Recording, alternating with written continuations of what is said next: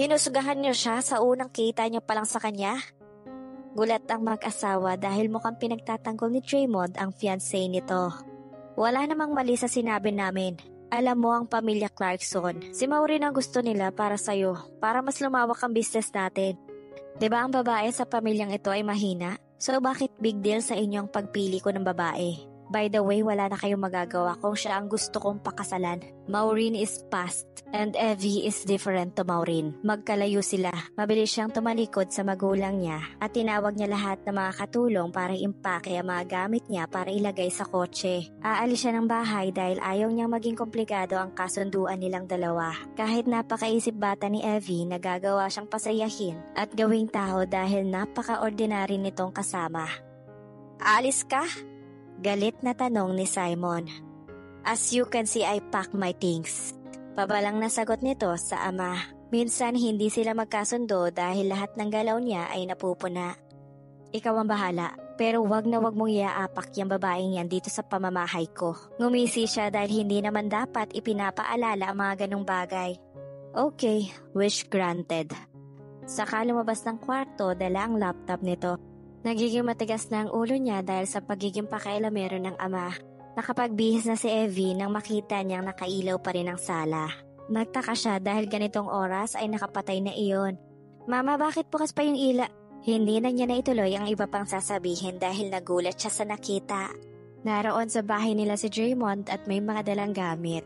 Anak, ano ba nakain yan at dito daw niya gustong tumira? Pulong ng ina niya. Aba, malay ko ma.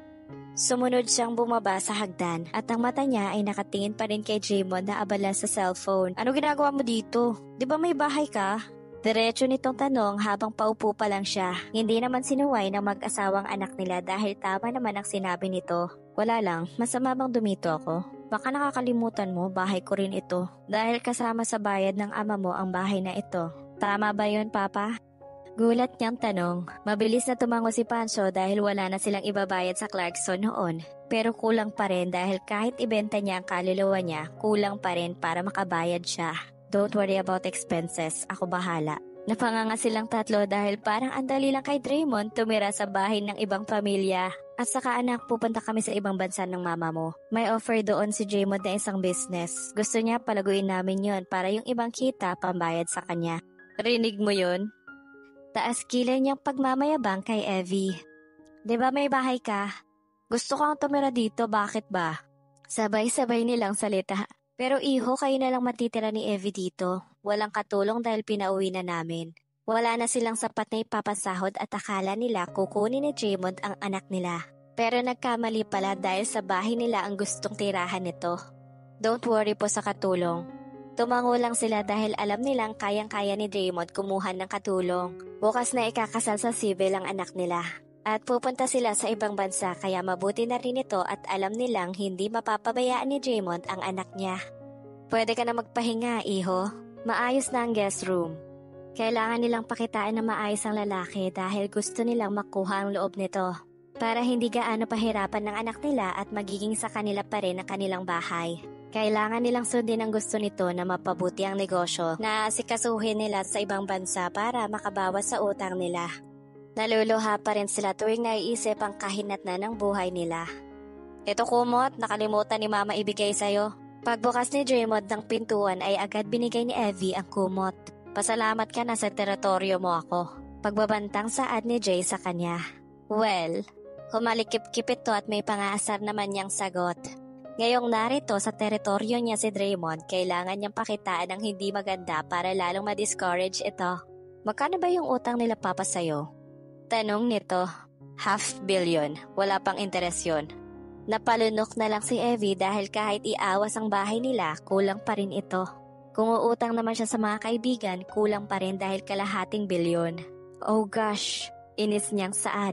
Nagtakang tumingin si Draymond sa kanya dahil ang bulong niya sana sa kanyang isip ay biglang naisambit nito. Kahit pagsamahin mo ang buong kayamanan niyo at ng mga kaibigan mo, hindi niyo kayang bayaran ang utang na yon dahil kahit hindi kasalanan ng papa mo, nakapangalan sa kanya lahat ng paycheck. Hindi na yun makatarungan, Draymond. Galit niyang salita. Bago sana gumawa ng ganong bagay ang ama mo, sana inisip niya muna lahat. Hindi iyong pipirma siya ng kasunduan. Ang laki kasi ng tiwala ng papa mo doon sa kaibigan niya. Paano kung mahanap natin yung taong yun? Siya na ba ang mananagot? Tanong nito. As of now, kahit mahanap natin siya, hati pa rin sila. O ngayon kalahati na sakali, meron ba para umatras ka sa kasunduan natin? Bulong nito. Hindi pwedeng may makarinig na iba dahil baka ito ang gamitin nila laban sa kanya. Sinara na ni Dre ang pintuan at naiwang nakatulala si Evie sa labas. Kahit pala maghati sila sa kalahating bilyon, kulang pa rin. Naluluha siyang pumasok sa kwarto. Malaking bagay na rin iyong higit na 200 milyon. At saan siya kukuha ng ganong kalaki? Kailangan niyang magtiis sa buhay ni Draymond. At kailangang ito ang unang ma-inlove para mas malaki ang bayad ang ibibigay sa kanya. Hindi na masama sa kanya ang 100,000 para sa buwan ng sahod niya. Bukas na pala sila ikakasal at kailangan niyang matulog ng maayos para hindi siya magmukhang zombie sa kanilang kasal. Kahit peke ang meron sila, baka ito na ang una't huli niyang kasal. Natawa siya nang bigla niyang maisip na katapusan na ng lahat kapag oras na mag-asawa sila. Kinaumagahan, maagang nagising si Evie at mamayang hapon na ang kanilang kasal. Naganda na rin siya para magluto ng agahan. Kailangan niyang magpa-impress kay Draymond para ma-inlove ito sa kanya. Bumaba muna si Draymond para magtimpla ng kape. Hindi siya kukuha ng katulong pag sila na lang dalawa dahil gusto niyang si Evie ang mismong mag-asikaso sa kanya. Gising ka na pala, ito yung kape mo. Try mo para kung hindi mo gusto, ikaw na lang magtimpla ng sayo. Sweet na sana para sa kanya ang pinagtimpla siya ng kape. Pero hindi niya nagustuhan ang huli nitong sinabi. Hindi na lang niya pinansin kaya umupo na lang siya para tikman ang kapeng tinimpla ni Evie. Hindi na masama para sa kanya ang lasa ng kape dahil masarap naman ito. Marunong ka pala magluto? Saad nito habang ang mata niya ay abala sa pagsipat sa likuran ni Evie. Napalunok siya na makita ang puweta nito at parang walang suot na panty. Nakapajama ito at nakasuot ng t-shirt na maluwag. Humarap si Evie sa kanya dahil pakiramdam niya nakatingin ito sa kanyang likuran. Pero paglingon niya, abala ito sa pag-amoy ng kape at paghawak ng cellphone. Sa isip nito, baka overreact lang siya dahil sa kanyang balak. Kumain na tayo. Sila mama at papa ko maagang umalis dahil may aasikasuhin daw sila pagpunta nila ng ibang bansa kung saan mo man sila itapon. Maidiin ang huli niyang sinabi. Ayaw niya ang ideya nito na sa ibang bansa pa talaga ilalagay ang magulang niya. Pwede naman dito sa bansa nila magnegosyo. Mas maganda doon para mas maayos ang income. Nagkibit balikat na lang siya dahil totoo naman ang sinabi nito. Nilapag niya ang sinangag at malasadong itlog. Pati ang iba pang ulam na galing sa frozen. Pati sa pagluluto masarap. Hindi makapaniwala si Evie na nasasarapan nito sa itlog na malasado. Hindi ka ba nakakatikim ng ganyan? Tanong nito. Ngayon pa lang. Sagot niya habang abala siya sa pagkain. Naiintindihan naman niya na hindi ito gaano makakain ng ganong pagkain dahil mayaman ito at mukhang busy siya sa business. Baka puro take out lang ito. Diba tapos ka na sa pag-aaral? I want you to work at my office. Napanganga si Evie sa sinabi nito. Gusto niyang magnegosyo. Ayaw niya magtrabaho ng opisina at gusto niya siya ang boss. Alam ko, hindi ka sanay pero kailangan mo.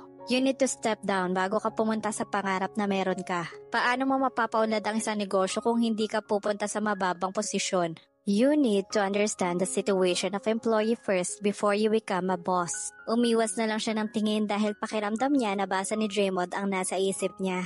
Hindi naman sa ganun, tanging sagot na lang niya saka kumuha ng pagkain. Hindi na lang siya umimik dahil wala naman siya kapanapanalo sa lalaking binili na ang buong pagkatao niya. Bukas ng hapon ko kayo ipapasundo at ipadala ko ang mga gamit na gagamitin nyo. Tumango na lang siya at takmasa ng bebeso si Dre sa kanya nang bigla siyang umiwas. No physical touch, right? Pwede kung may nakakakita. Pinaalala niya ang ibang rules nila sa agreement. Kung hindi nila susundin iyon ay parang baliwala na din ang pagpayag niya na ikasal sila. Kailangan niyang maging maingat sa kanyang bawat galaw dahil baka siya ang unang ma-inlove sa kanilang dalawa. Lalo't marupok siya. Inabala niya muna ang sarili sa pag-ayos ng bahay at pumunta siya sa kwarto para matulog ulit dahil sobrang pagod niya at maaga pa siyang nagising. Kailangan niya mag-beauty rest para sa kasal nila mamayang hapon. Maaga pa lang dahil 9:00 pa lang ng umaga. Ang dami pala niyang nagawa kanina kaya nakaramdam siya ng konting pagod. Draymond Clarkson, tinatanggap mo bang maging kaisang dibdib si Evie Kinross na maging kabiyak ng iyong puso sa habang buhay sa hirap at ginhawa, sa sakit man o kalusugan, at mamahalin mo siya habang buhay, gaya ng sagradong utos ng Panginoon? Tila nainip si Draymond sa litanya ng judge na magkakasal sa kanila. Sa loob lang ng opisina ng judge sila ikakasal. At ang tanging suot lang niya ay puting damit. Nagkatinginan ng dalawa at pilit ng ngiti lang ang pinakawalan ni Evie sa lalaking magiging asawa na niya. Hindi ito ang pangarap niyang kasal bilang isang babae. Pero tanggap niya dahil wala namang totoo sa kanila. Tulad ni Dre, tinanong din siya ng judge gaya sa tanong kanina si Evie. Nagkapalitan na sila ng singsing. Dahil obliga na maghalikan sila ay walang nagawa si Evie kundi pumayag.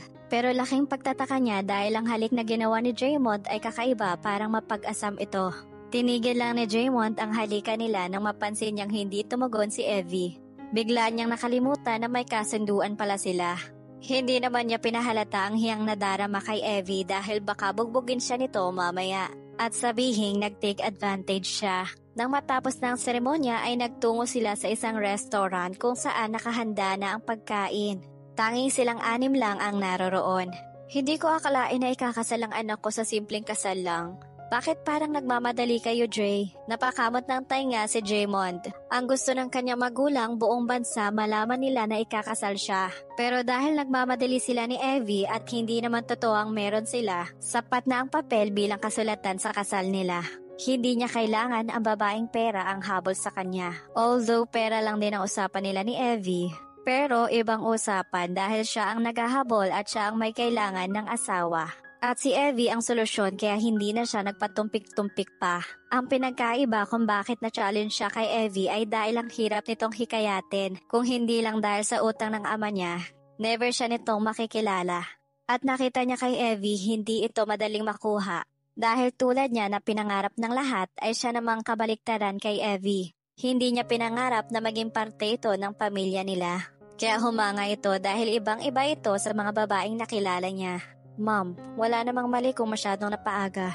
Siguro saka na lang gaganapin ang bongga namin kasal pag may mga anak na kami. Ngayon kasi ayoko lang pakawalan si Evie. Sabay halik sa likod ng palad niya. Kung hindi lang sana nagpapanggap ang meron sila, kikiligin na sana siya. Nasasaktan lang siya para sa kanya magulang. Ni hi, hello, wala man lang mga ito sa kanila. Pakiramdam niya pangit ang ugali na magiging future biyanan niya. Bukas, you need to go home, Dre. Napag-usapan na natin to lahat kanina. Walang imik si Draymond sa sinabi ng kanyang ama, kundi kumain lang ito na parang walang narinig. Nag-alala naman bigla ang magulang ni Evie para sa kanya. Dahil titira siya sa mansyon ng mga Clarkson. Ngayon nila ihahatid papuntang airport ang kanyang magulang. Naiyak siya dahil sila naman ngayon ang malalayo sa kanila. Kung hindi mo na kaya, just tell me, okay? Kaya kong makulong ng ilang taon, huwag ka lang mahirapan. Lalong hinigpitan ni Evie ang pagkakayakap niya sa ama. Kakayanin niya ang hirap sa piling ni Dre. Huwag niya lang makitang nahihirapan ang ama niya. Medyo may edad na rin ito kaya hindi siya papayag na ipapakulong lang siya. Mag-ingat ka, anak. Madami pa silang binilin sa kanya at maraming luha ang kanilang pinakawalan. Nanatili pa rin sa loob ng sasakyan si Draymond at hindi na siya lumabas dahil moment ng mga ito. Ayaw niyang maging sagabal sa mga usapan nila. Sakto pagkakuha ni Pancho sa bag niya sa tabi ni Evie, may napansin siyang pula sa damit nito. Agad niyang hinarang ang katawan sa anak niya at nagulat si May sa nakita ng ilang segundo. Sinunod nila ang asawa nito at pinagbabaril din ng isang sniper. Tila slow motion nang naganap nang makita niyang patumba ang mga magulang niya malapit sa kanya. Mabilis namang lumabas si Draymond at agad niyang hinila ang asawa nito saka pinasok sa sasakyan. Hindi mapapasok ng bala ang sasakyan dahil bulletproof ito. Tila ang bilis ng pangyayari dahil mukhang binantayan nila ang bawat galaw ng pamilya Kinross. Mama, Papa! Sigaw ni Evie. Gusto niyang lumabas pero nakalak ang pintuan. Kitang-kita niya kung paano lumabas ang mga dugo sa labi ng mga ito. Nag-iiyak siya habang kinakalampag ang salamin ng sasakyan. Stop, Evie! Nasa labas pa mga kalaban! Hinila siya ni Draymond habang niyakap ito ng mahigpit. Nanginginig ang asawa niya at parang malaki ang trauma sa nakita nito. Nasaksihan niya kung paano patayin ang mga magulang niya sa mismong harapan niya. Search the area, now! Galit niyang utos sa mga tauhan niya. Nagtawag na rin sila ng backup dahil hindi pa rin sila makalabas muna dahil baka naroon pa rin ang sniper. Mukhang hindi magulang ni Evie ang target nila dahil kitang-kita niya kung paanong harapan ng mag-asawa ang katawan nila sa anak nila. Kailangan ko lumabas ang mga magulang ko. Tumawag ka ng ambulansya, please. Ngayon niya lang napansing may dugo sa kanyang puting dress at dugo iyon ng magulang niya. No, hindi pwede. Baka nandyan pa ang gustong pumatay sa'yo. Ano nga ako? Nagugulahan niyang tanong. Look, hindi mo ba napansin? Iniharang ng mga magulang mo ang katawan nila, makaligtas ka lang. Napapikit siya at totoo ang sinabi ni Draymond. Akala niya kanina ay guni-guni niya lang. Pero totoo pala talagang hinarang nila ang katawan ng mga ito para hindi siya mabaril ng sniper. Humagulgol siya sa pag-iyak. Hindi niya matanggap ang nangyari. Sino ang gagawa sa kanya ng ganito? Nanginginig ang buo niyang katawan dahil sa takot. Pagdating ng mga pulis, agad silang lumabas pero pinagsuot sila ng bulletproof. Mama! Papa! Tila walang tigil ang pag-iyak habang pinapanood ng mga magulang niya. Sinakay ang mga ito sa ambulansya at naiwang umiiyak pa rin si Evie habang nakahawak si Draymond sa kanya. Sumunod sila sa ospital pero ang sabi ng mga doktor, death on arrival. Lalong nanlumo si Evie nang malamang wala na ang kanyang magulang. Ano ang gagawin mo sa mga bangkay? Tanong ng isang doktor. Dahil hindi makasagot si Evie dala ng pag-iyak, sinabi na lang ni Draymond na cremation ang gagawin. Wala nang mas isasakit pa para kay Evie. 2 magulang niya ang nawala sa mismong harapan niya. Dahil sa kanya nagsakripisyo ang mga ito para lang mabuhay siya. Nasa harap siya ngayon ng abo ng kanyang magulang. Hindi na niya papatagalin pa ang lamay dahil gusto niyang pagtuunan ng kaso. You need to rest. Hindi pinansin ni Evie si Draymond na nasa tabi niya. Wala siyang panahon para magpahinga. Gagawin ko ang lahat ng gusto mo, Dray. Hanapin mo lang kung sino ang pumatay sa mga magulang ko. Kung noon takot siya mapalapit kay Draymond. Pero ngayon kahit kapalit pa ang katawan niya ang ibabayad kay Draymond, mabigyan lang ng hustisya ang pagkamatay ng magulang niya. Gagawin ko lahat, Evie, para sa'yo. Pero you need to rest. Baka magkasakit ka dahil sa pagpupuyat. Umiling siya at nanatili pa ring nakatayo, yakap-yakap ang 2 larawan ng kanyang ama't ina. Hayaan mo na muna ako magdalamhati. If you have important things to do, go ahead. Ayaw niyang maging pabigat kay Draymond.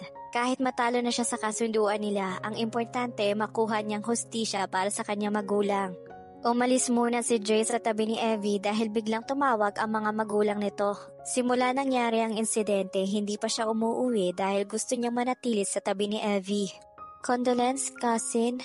Pinalungkot ni Maureen ang itsura niya para makitang nagdadalamhati siya para sa kanyang mga tiyuhin. Tila hindi nagustuhan ni Evie ang pagdating ni Maureen. May hinala siya na isa sa pamilya ng mga ito ang may gustong mawala siya. Anong ginagawa mo dito? Hindi kita kailangan. Umalis ka. Tinulak niya ito pero hindi gaano malakas. Pero natumba si Maureen sa kanyang harapan na siya namang nagmadaling pumunta si Jay para tulungan itong makatayo. Evie, what happened? Tanong ni Draymond sa kanya. Palayasin mo ang babaeng yan dito. Saad nito saka umalis sa harapan ng 2. Nagtataka siya kung bakit ganun na lang ka-concern si Jay kay Maureen.